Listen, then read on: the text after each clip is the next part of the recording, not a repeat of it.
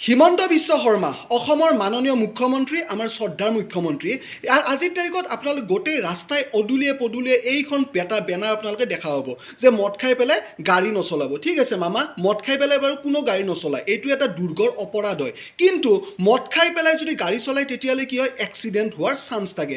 কিন্তু মদ খাই পেলাই যে এখন ঘৰত আহি পেলাই যে গোটেই পৰিয়ালৰ লগত যে এজন মদাহীয়ে মদ খাই আহি গোটেই যে পৰিয়ালৰ লগত যে কাজিয়া কৰে, ইফালে যে ৱাইফক মাৰপিট কৰে, ইফালে যে ঘৰত নিজৰ ল'ৰা ছোৱালীক এডমিশ্যনৰ পইচা, যিখিনি পইচা টিউশ্যনত খৰচা কৰিব লাগে, সেইখিনি পইচা যে মদটো খাই পেলাই শেষ কৰি আহে, তেতিয়া জানো একো প্ৰব্লেম নহয় মামা? মই এটা কথা হিমন্ত বিশ্ব শৰ্মা ছাৰক এটা কথা মই অনুৰোধ কৰিছোঁ, মই আজিৰ তাৰিখত আপোনালোকে যদিহে গুৱাহাটীৰ বাসিন্দা বা য'ৰে কি নহওক, আপোনালোকে এটা বস্তু মন কৰিছে যে গুৱাহাটীৰ অলিয়ে গলিয়ে আজিৰ তাৰিখত ৱাইন শ্বপ খুলি দিছে, অলিয়ে গলিয়ে ৱাইন শ্বপ খুলি দিছে, নতুন নতুন মানে ৰাস্তাত আপোনালোকে য'তে যায় ৱাইন শ্বপ দেখিবই। তো আমাৰ যিখিনি উঠি অহা যিখিনি নৱপ্ৰজন্ম আছে, তেখেতসকলে কি দেখি আছে যে আমি মদ খাব লাগে আৰু আমি নিচা কৰিব লাগে। মদ খাই পেলাই ঘৰত যি উদ্ভণ্ডালি কৰি থাকা, কিন্তু ৰাস্তাত উদ্ভণ্ডালি নকৰিবা।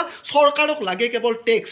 আৰে ভাই, বিহাৰৰ নিচিনা এখন ষ্টেটত যিমানখিনি গম পাইছোঁ, তাততো মদ নচলে, তাততো ৱাইন শ্বপ নাই। গতিকে কি তেখেতসকলে কি মানে কি মদৰ টেক্স নোপোৱাকৈ চলি থকা নাই নেকি?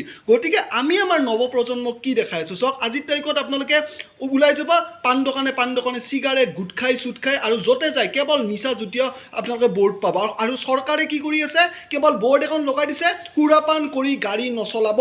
আৰু ইফালে ৱাইন শ্বপ, সিফালে ৱাইন শ্বপ, দুনিয়াৰ ৱাইন শ্বপ। কিন্তু সুৰাপান কৰি পেলাই যদি গাড়ী চলাব নালাগে, এক্সিডেণ্ট হয়, তো ঘৰত আহি পেলাই যে এক্সিডেণ্ট কৰে, নিজৰ ৱাইফৰ লগত কাজিয়া কৰে, নিজৰ ল'ৰা ছোৱালীৰ লগত কাজিয়া কৰে, সেইটোৰ এনচাৰ কোনে দিব মামা? গতিকে ৱাইন শ্বপ আৰু পাৰ্মিশ্যন দিয়া বন্ধ কৰক। অলিয়ে গলিয়ে এতিয়া মাত্ৰ ৱাইন শ্বপ। এয়াই শিকি আছে আমাৰ নৱপ্ৰজন্ম, উঠি অহা নৱপ্ৰজন্মই।